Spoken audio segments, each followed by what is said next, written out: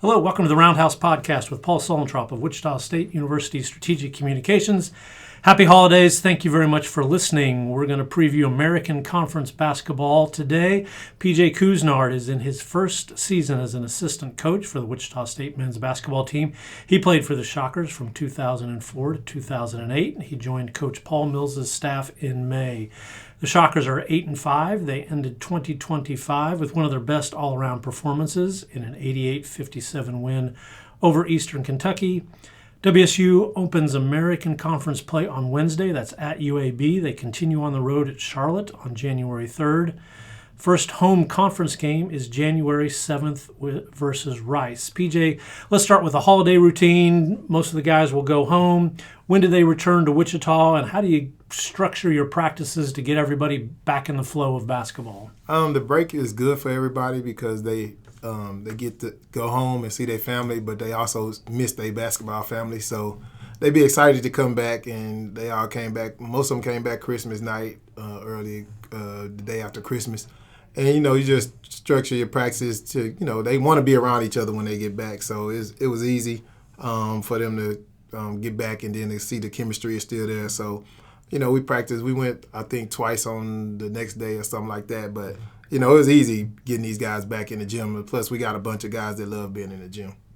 Yeah, Paul Mills has talked about that a lot. He says, I think his phrase has been, he doesn't do well with people who don't love basketball. Mm-hmm. What is it about this group? Why do they love the sport of basketball so much? Man, maybe because it's been so good to them, in today's era and climate. But I think, man, these guys just have a natural love of just being gym rats. Like, they all in on their own personal, individual times, getting training, then they practice, and they constantly, trying to better themselves and improve their game. And I think that rubs off throughout the whole team. So you almost the oddball out if you're not, in a gym or a gym rat. And that's good for teams to have, especially college basketball teams. I got here about 9 o'clock this morning. Dre Kendall was one of those guys out there. And you started practice at 11, I think. Mm-hmm. So he was here 2 hours early, getting up some jump shots. He seems to be one that people mention regularly about loving the game and putting in a lot of extra work. Okay, 13 games. The Shockers did a lot. They played true road games, went to a tournament, played good competition. What did you learn about this team from the first 13 games? Man, the first 13 games I learned that, through whatever they stick together, through all the tough games, every game we played, I've never seen us, go into individual mindset, anybody go into individual mindset and say, hey, we losing, but I'm going to do this. I think these guys are resilient, and they're learning how to be tough and be passionate at the same time. And I think that's going to put us over the edge in a lot of games coming up. Just being battle tested. Like, we had some good battles. Okay, like the mental side of it. Most encouraging development. What did you like most, other than what you just talked about with this team? What I like most is our ability to adapt to the game that's being played. Like, sometimes teams want to get up and down, and sometimes teams have certain schemes and stuff like that, styles that, we have to match. And Coach Mills does a great job of game planning and making changes and stuff like that. And for kids to do that on the fly is pretty tough. And for our guys to do it, and kind of go about the game plan is one of the things that's very, very neat to see. Areas of improvement, what are the biggest things you'll be talking to the team about before you get started? Just pushing the ball more, getting more stops and pushing the ball, playing in transition is great for us. So I think we just put the emphasis on keep on doing it and stuff like that. And, and then, of course, in conference games, all conference games are war. So you just got to be tough and be ready to go out there and fight the whole entire game. Definitely, no question. The Shockers, according to Ken Pomeroy's statistics, they're number 32 nationally in limiting turnovers, limiting their own turnovers, and number 14 nationally in offensive rebounding percentage. Those are both two areas that Paul Mills talks about a lot. Are those two of the strengths that this team is really going to lean into over the next 2 months? Without a doubt, I think we have to use our size and our ability to go fetch the ball to win games. Rebounding and taking care of the ball is the biggest things, especially when you're playing on the road and at home. But just a big emphasis on taking care of the ball and rebounding. I think that's one of our advantages. I think Wichita State fans would say the play of T.J. Williams, forward from Wichita Heights, might be the most pleasant aspect of the season to date. They really enjoy watching him play. Why has T.J. been able to contribute in so many ways as a redshirt freshman? For one, because he's been in coach system last year, learning the ins and outs. That's why that red shirting is so important. So he's very comfortable with everything that coach is saying, all the terminology and everything like that. And also, TJ is a heck of a basketball player. Like, he could do everything on the court. So it's kind of hard to game plan for him, because if you put somebody big on him, he could post him. He could go by him. You put somebody small on him, he could post him. So it's always a pleasure to have that type of threat on the court and stuff like that. So he's done a good job finding his role, and he don't force anything. And that's probably the biggest attribute of him. He just let it all come to him. TJ had a knee injury last year, so he sat out, practiced a lot of the year. So as you said, that has probably helped his development, definitely.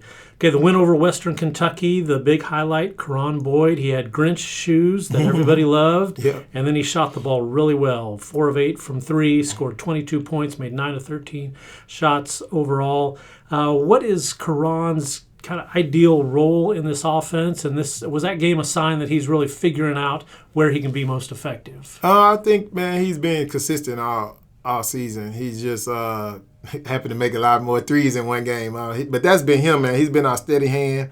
And if you go back and look at the games we kind of struggled and lost, he's been the one that kind of keep us in the games until everybody gets aboard.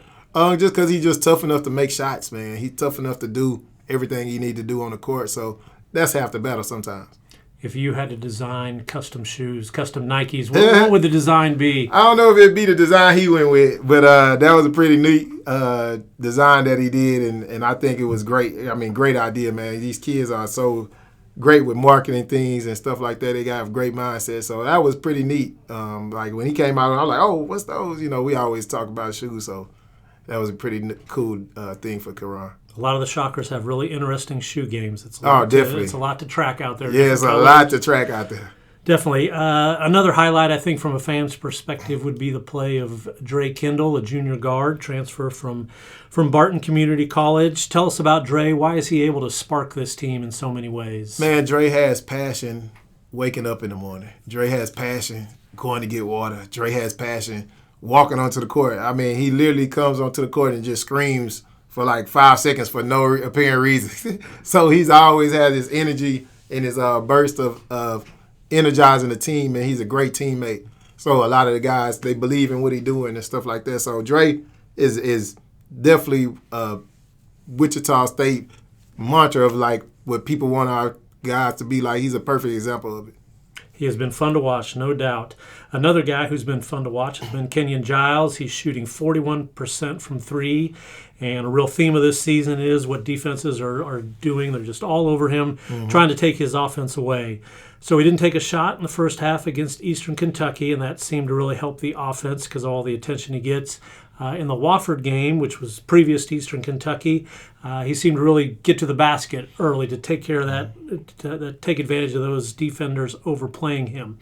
So are we seeing him understand more how to combat those defenses, and is that helping this team's offense? Oh, without a doubt, man. Anybody that gets that much attention on offense is definitely opens up the floor for everybody else. But for him to try to figure it out every night, where literally people are grabbing and holding him and hugging him all night, and still him being able to be efficient and find ways to help us win as a team, man, it just says a lot about Kenyon. He's a great guy. Yeah, that's a good point. I think I haven't talked to him about it, but it's been on my mind. He does not appear to get super frustrated with all the defensive attention. And you mentioned a lot of that is going to be physical, the pushing and the holding. Is that a sign of maturity? I mean, he's an older guy. He's been through a lot. Yeah, without a doubt. He's like mature way beyond his years. Like, we have conversations all the time, and he's constantly trying to figure out the defense and how they guard them every night. And, just seeing so many different defenses. Like, he's seen a lot in our non-conference game. So him just figuring out each one and trying to figure out how he can affect winning rather than him trying to score all the time. He's like, man, whatever I can do to help us win, that's more important than whatever I can do to give me a shot. The center combination of Will Berg and Emmanuel Okorafor playing really well. And I should mention freshman Noah Hill, who's made some contributions.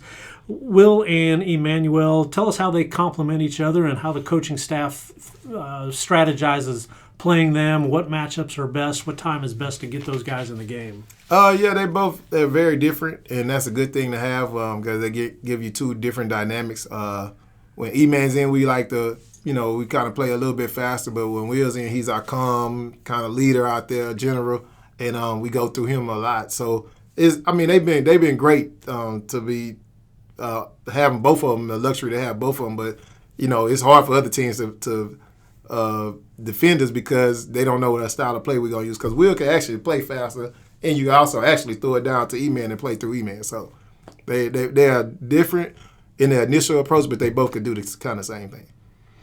So Jaret Valencia, Brian Amuneke, they seem like really important players as we start thinking about the American Conference. They both have shown signs of contributing more in some recent games. They would be really helpful to add some more depth coming off the bench for the Shockers. Let's start with Jaret. What's the mission for him to help out more over these next 2 months? Man, just be active, be himself. I think he was just trying to fit in and trying to find his way. And then the last couple of games, he just went out and was himself, and that's all we actually guys to be is just be yourself. Coach recruited you here for a reason. So just be that. And same thing with B. Brian, he's been shooting the lights out the ball the last couple of games, and that's what he do. He do it every day at practice, just light it up. So it's not nothing new for us. We've just been expecting it. So those guys give us great depth. Definitely, they could help out if they can contribute on that trajectory. Your son Pierre is redshirting, a guard on the Shocker team. What's it like coaching your son in college? It's fun, man. It's fun. You also find yourself looking like if I'm on one, I'm like, oh, what is he doing down there? I hope he don't mess up, stuff like that. But it's been a blast, man. Just seeing him being able to interact with the guys and be accepted by his teammates as being a good basketball player as well. So. It's been a blessing for me to be around them. I've talked to a lot of athletes over the years, and some of them will have parents who are really involved, some not. So it's always interesting to ask about boundaries. So you and Pierre, do you have rules or guidelines about, all right, when we sit down to dinner, no more basketball talk, or is it basketball talk all the time? I don't know, man. I think I'm a pretty chill dad with them. We never had any issues or situations where oh man, Dad, you tripping or you was on me too hard or I just let him be, man. I just like to listen to him and see what he's going through, see how he see things and stuff like that, and we just talk about random stuff. We talk about everything. So it's been a blessing, man. I hope he feel the same way. I hope he don't think I'm all overbearing. Parents never know, but I hope he's having a blast as much as I am. Road trips coming regularly now. What's your favorite way to pass the time on the airplane? Do you have a podcast, some music? How do you tune out a little bit? I sit still the entire time.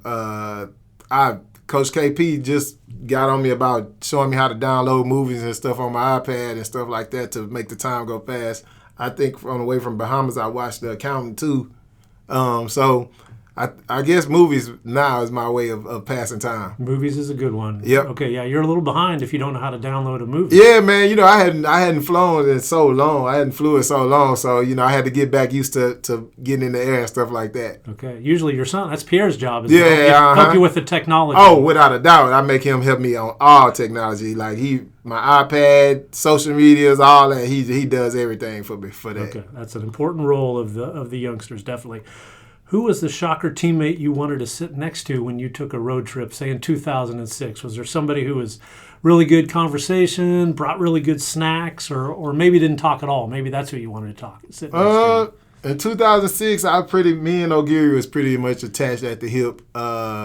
So, we probably was just talking about something random or something. We was roommates too, so we was probably figuring something out, to do before or after the game or talking about the game plan and stuff like that. So probably Sean for sure. Sean O'Geary, well known for his shooting ability and his afro.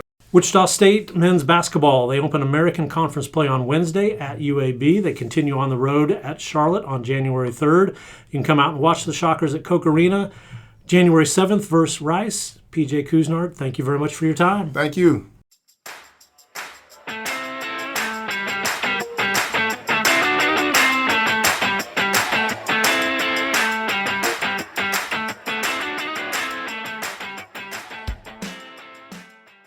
Thank you for listening to the Roundhouse podcast, courtesy of Wichita State University Strategic Communications. We encourage you to rate, review, and subscribe wherever you get your podcasts. You can find more Roundhouse content at GoShockers.com. Cortez fires a three. Come on!